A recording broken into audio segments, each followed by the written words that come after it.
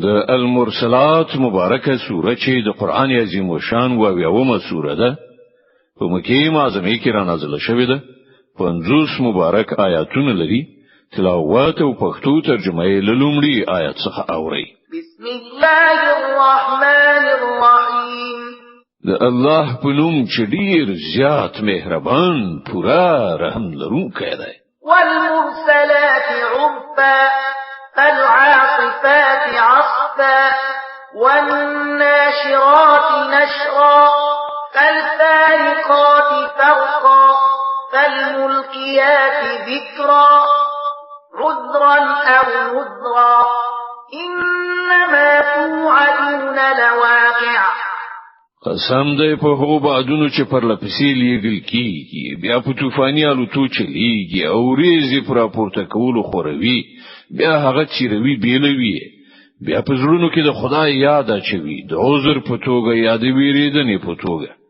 د کوم شي چې له تاسو سره وعده کیږي هغه اروم ورو را پیښیدونکی دی فإذا النجوم طمست وإذا السماء فرجت وإذا الجبال نسفت وإذا الرسل أقتت بیا کله چې ستوري ورک شي او کله چې اسمان وچیرل شي او کله چې غرونه والو زولي وران کړل شي او کله چې د پیغمبرانو د حاضرۍ وخت را ورسي په هغه ورځ به هغه شی واقع شي لأي يوم أجلت ليوم الفصل وما أدراك ما يوم الفصل ويل يومئذ للمكذبين د کومې ورځې لپاره دا کار ځنډول شوی دی د فیصلې د ورځې لپاره او ته څه خبرې چې هغه د فیصلې ورځ څه ده تباهی ده په هغه ورځ د دروغ غنونکو لپاره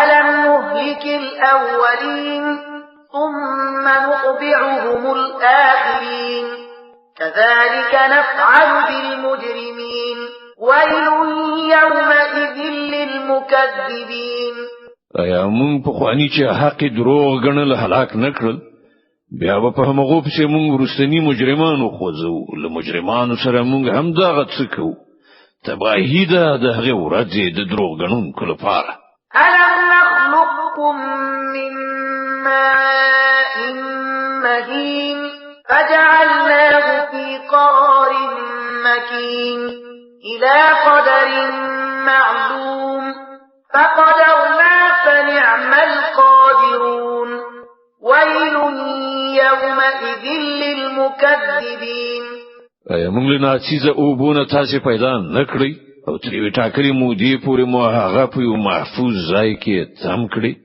نو ګوره موږ په دې قادر وو او موږ د ډیر ښه قدرت درلودونکي یو تباهی ده د هغه ورځې د دروغ غنونکو لپاره ألم نجعل الأرض كفاتا أحياء وأمواتا وجعلنا فيها رواسي شامخات وأسقيناكم ماء فراتا ويل يومئذ للمكذبين ایا موږ زمکه د خلکو راغونډي دونکو ساتونکو نه د ګرځولې د ژوندۍ لپاره هم او د مړو لپاره هم او په هغه کې مو دنګ او لوړ غرونه خخ ودرول او پر تاسو مو خوږی وبوت خلی تباهی ده د هغه ورځې د دروغګنونکو لپاره انطلقوا إلى ما كنتم به تكذبون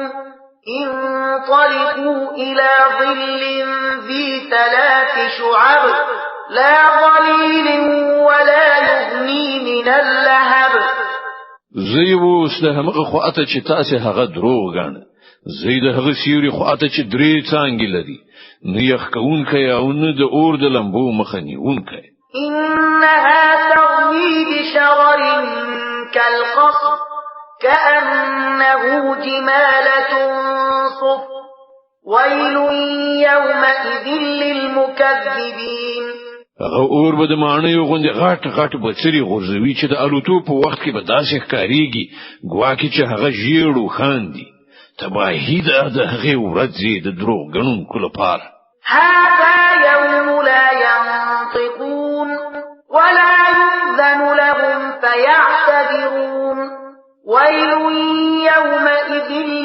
للمكذبين دا هغه ورځ ده چې په هغه کې به هغوی نه څه ووایي او نه به هغوی ته موقع ورکړي شي چې څه عذر وړاندې کړي. تباهي ده د هغه ورځې د دروغ غنونکو لپاره. هذا يوم الفصل جمعناكم والأولين فإن كان لكم كيد فكيدون ويل يومئذ للمكذبين. دا د پریکړې ورځ ده. مونږ تاسو ول تاسو مخکې تیر شوي خلک راغون کړی یاست. اوس نو که تاسو څه د سیسه جوړولای شئ نو زما په مقابل کې جوړ کړئ. تباهي ده د هغې ورځې د دروغ غنونکو لپاره. إن المتقين في ظلال وعيون وفواكه مما يشتهون.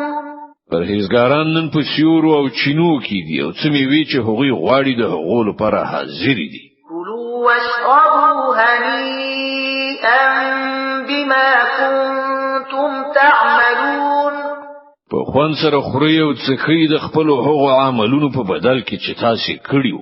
إنا كذلك نجزي المحسنين ويل يومئذ للمكذبين. مونږ خو خلکو ته هم دغه سم مکافات ورکو. تباهي ده د هغې ورځې د دروغ غنونکو لپاره. كلوا وتمتعوا قليلا إنكم مجرمون ويل يومئذ للمكذبين. وخورئ او مزې چرچې وکړئ لږ ورځې. په حقیقت کې تاسو مجرمان یې. تباهي ده د هغې ورځې د دروغ غنونکو لپاره. وإذا قيل لهم اركعوا لا يركعون ويل يومئذ للمكذبين. کله چې دوی ته ویل کیږي چې رکوع وکړي نو رکوع نه کوي. تباهي ده د هغې ورځې د دروغ غنونکو لپاره. فبأي حديث بعده يؤمنون. اوس لدی قرآن نو ورسته بل کوم کلام داسې کېدای شي چې دوی پر ایمان راوړي. د